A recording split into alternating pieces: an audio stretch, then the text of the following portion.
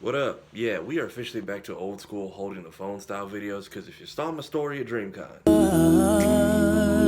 I say goodbye to RIP my tripod, she recorded many videos for me over the years. And then she died during the one we tried to shoot with Geeks and Grubs. And I meant to post this video way back right after BlerDCon happened, but when we uploaded the Cree summer interview, we uploaded the wrong damn file on top of YouTube doing its own weird thing with the render, and I didn't want to send y'all all the way over to that, but now that we got the right file up, so much has happened since then. First things first, BlerDCon was a blast. I got to meet so many of my mutuals, I got to meet my podcast family, IRL, got to do our first real live show, got to meet some of y'all. Yes. Where do you know him from? I'm recording this. This is posterity. What are you talking about?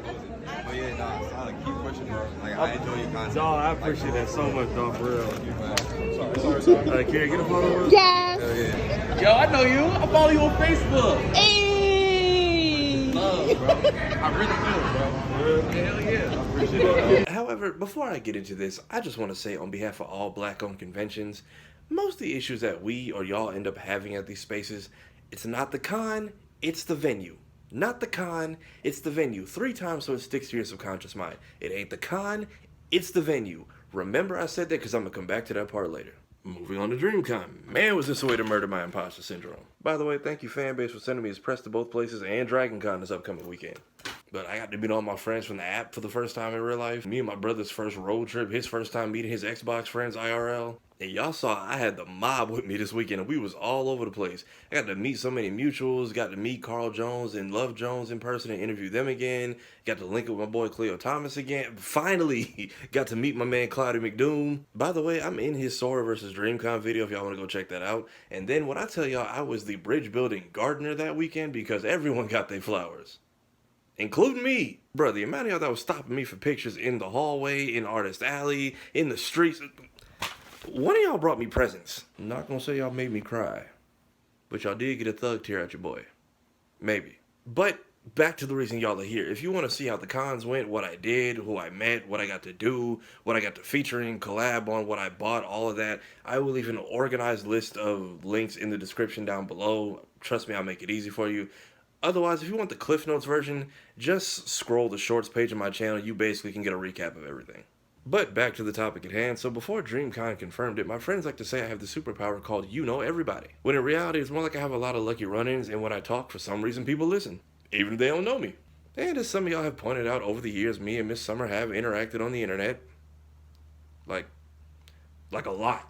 So when she was announced as a featured guest for BlerDCon, we decided to apply for press and a panel, managed to get both, and we decided to fly out on a whim and see if I could put this power to work. And because number 5 is the big name on the brand this year, it gave me a chance to break out my number 4 cosplay. Because I tried to do it last DreamCon and my number 3 never showed up. Lord works in mysterious ways. But because I was going to do 4, then my friend Kira wanted to do 5. Then our friend Chris wanted to be 1. Then our friend Lainey wanted to be 3. And now here we are showing up as 4/5 of Sector V on day 1. And we probably had what was the hottest group cosplay the first day of the con. No pun intended, because that heat had hands. And so do the gas prices, good lord. So we get the interview, the con tells us where to be and when to be there. And we get there just in time to meet absolutely nobody. We walk into a room full of confused volunteers who basically ask why we're even there. And it was at that moment we all realized she was double booked and was currently doing a panel in the main ballroom downstairs, which we went to afterwards. But before that, her manager walks in. She walks in, I greet her, she apologizes for the confusion, kind of lets us know what's going on.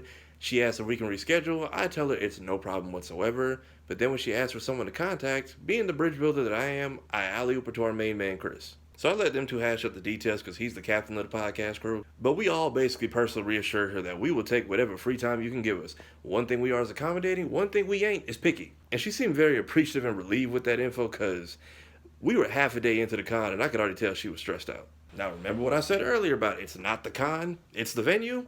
This is what I'm talking about. She tells us, the venue here is not very accommodating. They don't even offer room service here.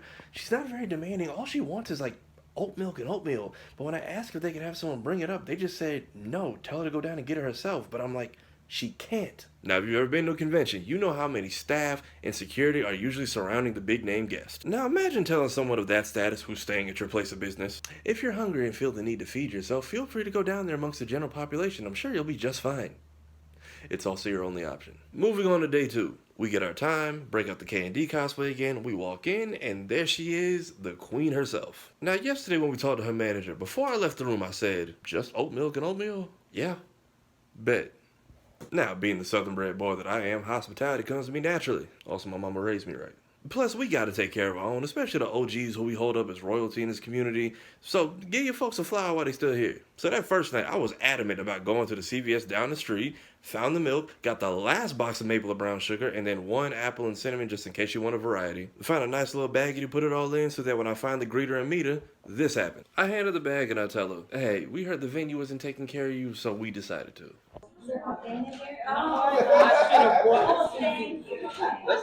Listen. We come prepared.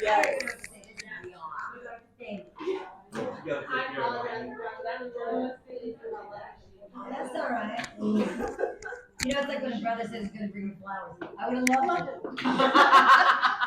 Now, remember how I said we've interacted on the internet a lot? Remember how my friends say I know everybody and everybody knows me? Remember how we came here thinking that might help us out a bit? Yeah, I told them the whole trip that was not going to be the case. And here's proof.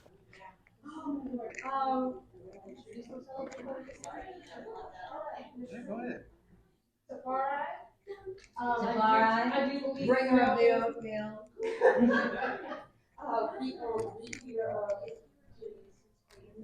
Actually, I think you retweeted all of this stuff. I retweet my ass off. You know why? Because I just want people to know I see it. Because I feel like if you don't do anything, no one knows you're actually reading this shit. And I'm just like, oh my God. You know, maybe 900 people wish me happy birthday. But I just want you to know I got it. Yeah, she had no idea who the I was. And that's perfectly fine. I'm just a random nigga from the internet. I'm not even the one doing the interview. I'm just filming and doing post-production. But if she didn't know me before then, she definitely knows me now. And even said my name right. Plus, right after that, we had this fun little interaction. I'll always be like, that's the brother that got me that oatmeal. I was also the one who was talking shit about them leaving Susie out of France. Yes! Susie, who was fluent in French. Mm-hmm. Wasn't that some shit? That was my introduction to you. You know how they do. But we were still trying to get set up for the interview, needed to buy some time, and I'm balling on a budget, so I tried to see if I could finesse this energy into an autograph, and here's how that went. You know how they do. So, we pressed on time. Yes. Yeah, we are. Do you mind signing? No, we're not. I'm not even mad at her handler for how strict she was being. It was clearly a rule set by the con, and she had a job to do. Cree didn't really seem to mind either, but it seemed like that was a guideline they discussed with her way beforehand and strictly needed her to follow. Which is perfectly okay. I even said to her, that's fine, I just wanted to ask privately. I didn't want to do it out there in public and f up your money. Never gonna try to block a black woman's bag. We both kind of understood where each other was coming from, but it bought us enough time to get the interview started, and here's a little bit of that. Okay. Because Number 5. number 5 wants to know. I just love number 5 says everything in third person. Like, number 5 think you looking good. Number 5 appreciate the oatmeal. Oh my gosh, I could do this all day. Anyway, I want to know because Number 5 forgot my pre-roll. Oh, God. Later. Number 5 was experimenting with a little bit of the pre-rolls or something. Oh, number 5 smoked my fucking pre-roll. I'm sorry. If you want to see the full interview, it's premiering right after this over on Blurred's Eye. Just click the first link in the description. And we're doing cool stuff over there. You know, we just interviewed Carl and Love Jones again at Dreamcon. We interviewed Geeks and Grubs again. Cleo Thomas is coming. Kyle is coming. My man Ozzy Oz the Virus just said he's in. So big stuff on the way, in the works, or already out. So we wrap the interview. We go downstairs to wait in her autograph line, which is wrapped around the venue. But she said she had a special gift for everyone who cosplayed as one of her characters, and we wanted to see what that was about. But our friend Crazy 8 the Grey had a performance we had to get to, which we missed thanks to rain and rescheduling. But we figured we'd peek at the front and see what the gift was. We asked her manager, and you get an autographed photo of the Cree character you cosplay as. Which was nice, but we wanted our personal stuff signed. So we tried to be good noodles and get autograph tickets online. And they yanked them from the website. Which is fair, the con is technically halfway over. Her manager then just kind of waves us over and under the rope, takes our stuff from us and just slides it over to Cree, and that is how we got the hookup. But that was really her way of thanking us for being so accommodating to her and her talent. Which then leads me into day 3. So day 3, I found out that when most big name guests or vendors need to move merchandise, most big name hotels apparently have their own shipping services. Yeah, apparently they weren't offering that either. So here we are close to the end of the con. We see her manager with boxes of leftover merchandise that need to be shipped on a Sunday, only to be told that day.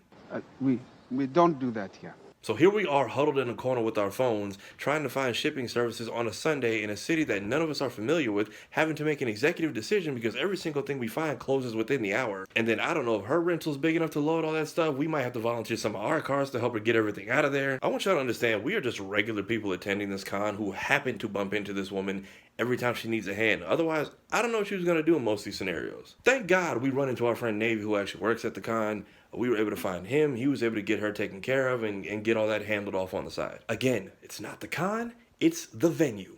If you do have an issue with a convention, especially black ones, please don't go to Twitter and TikTok for rage clicks. Write an email or fill out a feedback form. Trust me, it gets a lot more done. But yeah, that is how I met Cree Summer. She is everything you can imagine. A funny, raw, hilarious, humble, beautiful human being inside and out. You know, my parents were introduced to her as Freddie Brooks from A Different World. Me, it was Susie Carmichael from the Rugrats. So growing up, those orange tapes always held sentimental value to me. And now that I'm almost 30, Jesus, I watch those movies with my 1-year-old nephew and he loves them too. And while yes, we watched them in the streaming era he was born into, these hold an even bigger place in my heart now. Thank you, Cree Summer. Thank you to her manager. Interview drops in a few hours. Please click the link in the description. Go watch that. I had a lot of fun putting it together. Check out everything else I have linked down there. Support me. Support everyone. Have a good week. And God bless the freaks.